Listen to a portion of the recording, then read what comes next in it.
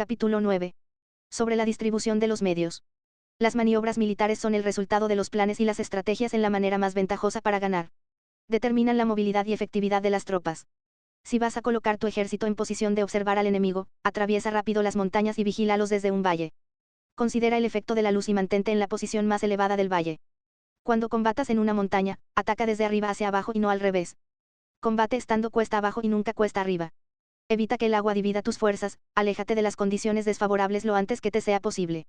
No te enfrentes a los enemigos dentro del agua, es conveniente dejar que pasen la mitad de sus tropas y en ese momento dividirlas y atacarlas. No te sitúes río abajo. No camines en contra de la corriente, ni en contra del viento. Si acampas en la ribera de un río, tus ejércitos pueden ser sorprendidos de noche, empujados a ahogarse o se les puede colocar veneno en la corriente. Tus barcas no deben ser amarradas corriente abajo, para impedir que el enemigo aproveche la corriente lanzando sus barcas contra ti. Si atraviesas pantanos, hazlo rápidamente. Si te encuentras frente a un ejército en medio de un pantano, permanece cerca de sus plantas acuáticas o respaldado por los árboles. En una llanura, toma posiciones desde las que sea fácil maniobrar, manteniendo las elevaciones del terreno detrás y a tu derecha, estando las partes más bajas delante y las más altos detrás. Generalmente, un ejército prefiere un terreno elevado y evita un terreno bajo, aprecia la luz y detesta la oscuridad. Los terrenos elevados son estimulantes, y por lo tanto, la gente se halla a gusto en ellos, además son convenientes para adquirir la fuerza del ímpetu. Los terrenos bajos son húmedos, lo cual provoca enfermedades y dificulta el combate. Cuida de la salud física de tus soldados con los mejores recursos disponibles. Cuando no existe la enfermedad en un ejército, se dice que este es invencible. Donde haya montículos y terraplenes, sitúate en su lado soleado, manteniéndolos siempre a tu derecha y detrás. Colocarse en la mejor parte del terreno es ventajoso para una fuerza militar. La ventaja en una operación militar consiste en aprovecharse de todos los factores beneficiosos del terreno. Cuando llueve río arriba y la corriente trae consigo la espuma, si quieres cruzarlo, espera a que escampe.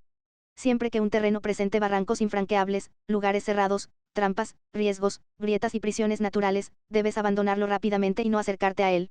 En lo que a mí concierne, siempre me mantengo alejado de estos accidentes del terreno, de manera que los adversarios estén más cerca que yo de ellos, doy la cara a estos accidentes, de manera que queden a espaldas del enemigo. Entonces estás en situación ventajosa, y él tiene condiciones desfavorables. Cuando un ejército se está desplazando, si atraviesa territorios montañosos con muchas corrientes de agua y pozos, o pantanos cubiertos de juncos, o bosques vírgenes llenos de árboles y vegetación, es imprescindible escudriñarlos totalmente y con cuidado, ya que estos lugares ayudan a las emboscadas y a los espías. Es esencial bajar del caballo y escudriñar el terreno, por si existen tropas escondidas para tenderte una emboscada. También podría ser que hubiera espías al acecho observándote y escuchando tus instrucciones y movimientos. Cuando el enemigo está cerca, pero permanece en calma, quiere decir que se halla en una posición fuerte. Cuando está lejos pero intenta provocar hostilidades, quiere que avances. Si, además, su posición es accesible, eso quiere decir que le es favorable. Si un adversario no conserva la posición que le es favorable por las condiciones del terreno y se sitúa en otro lugar conveniente, debe ser porque existe alguna ventaja táctica para obrar de esta manera. Si se mueven los árboles, es que el enemigo se está acercando. Si hay obstáculos entre los matorrales, es que has tomado un mal camino. La idea de poner muchos obstáculos entre la maleza es hacerte pensar que existen tropas emboscadas escondidas en medio de ella. Si los pájaros alzan el vuelo, hay tropas emboscadas en el lugar. Si los animales están asustados, existen tropas atacantes. Si se elevan columnas de polvo altas y espesas, hay carros que se están acercando, si son bajas y anchas, se acercan soldados a pie. Humaredas esparcidas significan que se está cortando leña. Pequeñas polvaredas que van y vienen indican que hay que levantar el campamento. Si los emisarios del enemigo pronuncian palabras humildes mientras que éste incrementa sus preparativos de guerra, esto quiere decir que va a avanzar. Cuando se pronuncian palabras altisonantes y se avanza ostentosamente, es señal de que el enemigo se va a retirar. Si sus emisarios vienen con palabras humildes, envía espías para observar al enemigo y comprobarás que está aumentando sus preparativos de guerra. Cuando los carros ligeros salen en primer lugar y se sitúan en los flancos, están estableciendo un frente de batalla. Si los emisarios llegan pidiendo la paz sin firmar un tratado, significa que están tramando algún complot. Si el enemigo dispone rápidamente a sus carros en filas de combate, es que está esperando refuerzos. No se precipitarán para un encuentro ordinario si no entienden que les ayudará, o debe haber una fuerza que se halla a distancia y que es esperada en un determinado momento para unir sus tropas y atacarte. Conviene anticipar, prepararse inmediatamente para esta eventualidad. Si la mitad de sus tropas avanza y la otra mitad retrocede, es que el enemigo piensa atraerte a una trampa. El enemigo está fingiendo en este caso confusión y desorden para incitarte a que avances. Si los soldados enemigos se apoyan unos en otros, es que están hambrientos. Si los aguadores beben en primer lugar, es que las tropas están sedientas. Si el enemigo ve una ventaja pero no la aprovecha, es que está cansado. Si los pájaros se reúnen en el campo enemigo, es que el lugar está vacío. Si hay pájaros sobrevolando una ciudad, el ejército ha huido. Si se producen llamadas nocturnas, es que los soldados enemigos están atemorizados. Tienen miedo y están inquietos, y por eso se llaman unos a otros. Si el ejército no tiene disciplina, esto quiere decir que el general no es tomado en serio. Si los estandartes se mueven, es que está sumido en la confusión. Las señales se utilizan para unificar el grupo, así pues, si se desplaza de acá para allá sin orden ni concierto, significa que sus filas están confusas. Si sus emisarios muestran irritación, significa que están cansados. Si matan sus caballos para obtener carne, es que los soldados carecen de alimentos; cuando no tienen marmitas y no vuelven a su campamento, son enemigos completamente desesperados. Si se producen murmuraciones, faltas de disciplina y los soldados hablan mucho entre sí, ¿quiere decir que se ha perdido la lealtad de la tropa? Las murmuraciones describen la expresión de los verdaderos sentimientos, las faltas de disciplina indican problemas con los superiores. Cuando el mando ha perdido la lealtad de las tropas, los soldados se hablan con franqueza entre sí sobre los problemas con sus superiores. Si se otorgan numerosas recompensas, es que el enemigo se halla en un callejón sin salida; cuando se ordenan demasiados castigos, es que el enemigo está desesperado. Cuando la fuerza de su ímpetu está agotada, otorgan constantes recompensas para tener contentos a los soldados, para evitar que se rebelen en masa. Cuando los soldados están tan agotados que no pueden cumplir las órdenes, son castigados una y otra vez para restablecer la autoridad. Ser violento al principio y terminar después temiendo a los propios soldados es el colmo de la ineptitud. Los emisarios que acuden con actitud conciliatoria indican que el enemigo quiere una tregua. Si las tropas enemigas se enfrentan a ti con ardor, pero demoran el momento de entrar en combate sin abandonar no obstante el terreno, ¿has de observarlos cuidadosamente? Están preparando un ataque por sorpresa.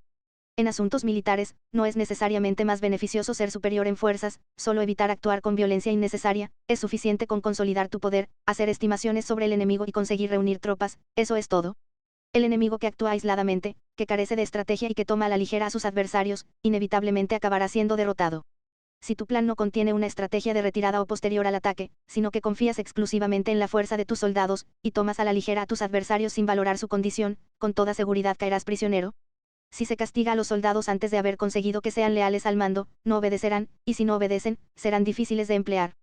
Tampoco podrán ser empleados si no se lleva a cabo ningún castigo, incluso después de haber obtenido su lealtad. Cuando existe un sentimiento subterráneo de aprecio y confianza, y los corazones de los soldados están ya vinculados al mando, si se relaja la disciplina, los soldados se volverán arrogantes y será imposible emplearlos. Por lo tanto, dirígelos mediante el arte civilizado y unifícalos mediante las artes marciales; esto significa una victoria continua.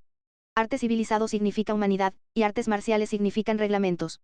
Mándalos con humanidad y benevolencia, unifícalos de manera estricta y firme. Cuando la benevolencia y la firmeza son evidentes, es posible estar seguro de la victoria. Cuando las órdenes se dan de manera clara, sencilla y consecuente a las tropas, éstas las aceptan. Cuando las órdenes son confusas, contradictorias y cambiantes, las tropas no las aceptan o no las entienden. Cuando las órdenes son razonables, justas, sencillas, claras y consecuentes, existe una satisfacción recíproca entre el líder y el grupo.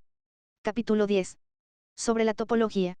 Algunos terrenos son fáciles, otros difíciles; algunos neutros, otros estrechos, accidentados o abiertos. Cuando el terreno sea accesible, sé el primero en establecer tu posición, eligiendo las alturas soleadas, una posición que sea adecuada para transportar los suministros; así tendrás ventaja cuando libres la batalla. Cuando estés en un terreno difícil de salir, estás limitado. En este terreno, si tu enemigo no está preparado, puedes vencer si sigues adelante; pero si el enemigo está preparado y sigues adelante, tendrás muchas dificultades para volver de nuevo a él, lo cual jugará en contra tuya. Cuando es un terreno desfavorable para ambos bandos, se dice que es un terreno neutro. En un terreno neutro, incluso si el adversario te ofrece una ventaja, no te aproveches de ella; retírate, induciendo a salir a la mitad de las tropas enemigas, y entonces cae sobre él aprovechándote de esta condición favorable. En un terreno estrecho, si eres el primero en llegar, debes ocuparlo totalmente y esperar al adversario. Si él llega antes, no lo persigas y bloquea a los desfiladeros. Persíguelo solo si no los bloquea. En terreno accidentado, si eres el primero en llegar, debes ocupar sus puntos altos y soleados y esperar al adversario. Si éste los ha ocupado antes, retírate y no lo persigas. En un terreno abierto, la fuerza del ímpetu se encuentra igualada, y es difícil provocarle a combatir de manera desventajosa para él. Entender estas 6 clases de terreno es la responsabilidad principal del general, y es imprescindible considerarlos. Estas son las configuraciones del terreno; los generales que las ignoran salen derrotados. Así pues, entre las tropas están las que huyen, las que se retraen, las que se derrumban, las que se rebelan y las que son derrotadas. Ninguna de estas circunstancias constituyen desastres naturales, sino que son debidas a los errores de los generales. Las tropas que tienen el mismo ímpetu, pero que atacan en proporción de 1 contra 10, salen derrotadas. Los que tienen tropas fuertes pero cuyos oficiales son débiles, quedan retraídos. Los que tienen soldados débiles al mando de oficiales fuertes, se verán en apuros.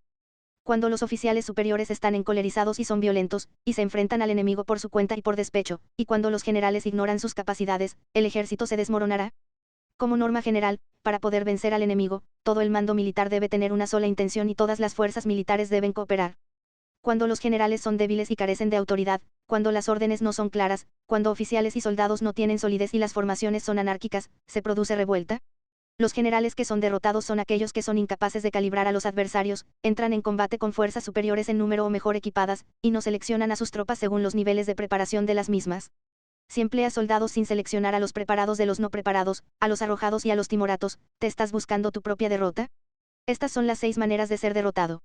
La comprensión de estas situaciones es la responsabilidad suprema de los generales y deben ser consideradas. La primera es no calibrar el número de fuerzas, la segunda, la ausencia de un sistema claro de recompensas y castigos, la tercera, la insuficiencia de entrenamiento, la cuarta es la pasión irracional, la quinta es la ineficacia de la ley del orden, y la sexta es el fallo de no seleccionar a los soldados fuertes y resueltos. La configuración del terreno puede ser un apoyo para el ejército, para los jefes militares, el curso de la acción adecuada es calibrar al adversario para asegurar la victoria y calcular los riesgos y las distancias. Salen vencedores los que libran batallas conociendo estos elementos, salen derrotados los que luchan ignorándolos.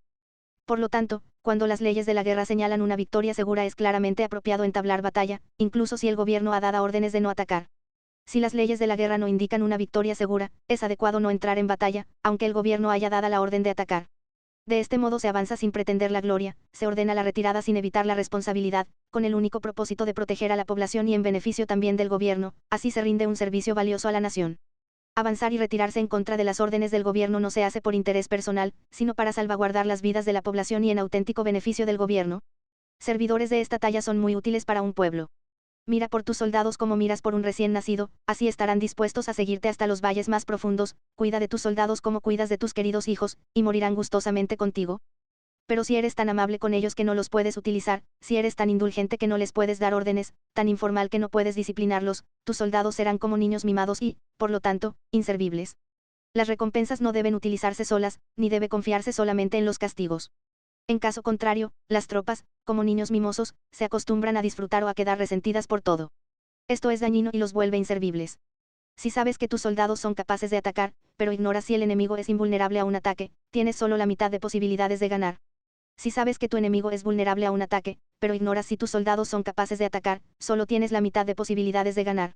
Si sabes que el enemigo es vulnerable a un ataque, y tus soldados pueden llevarlo a cabo, pero ignoras si la condición del terreno es favorable para la batalla, tienes la mitad de probabilidades de vencer. Por lo tanto, los que conocen las artes marciales no pierden el tiempo cuando efectúan sus movimientos, ni se agotan cuando atacan. Debido a esto se dice que cuando te conoces a ti mismo y conoces a los demás, la victoria no es un peligro, cuando conoces el cielo y la tierra, la victoria es inagotable.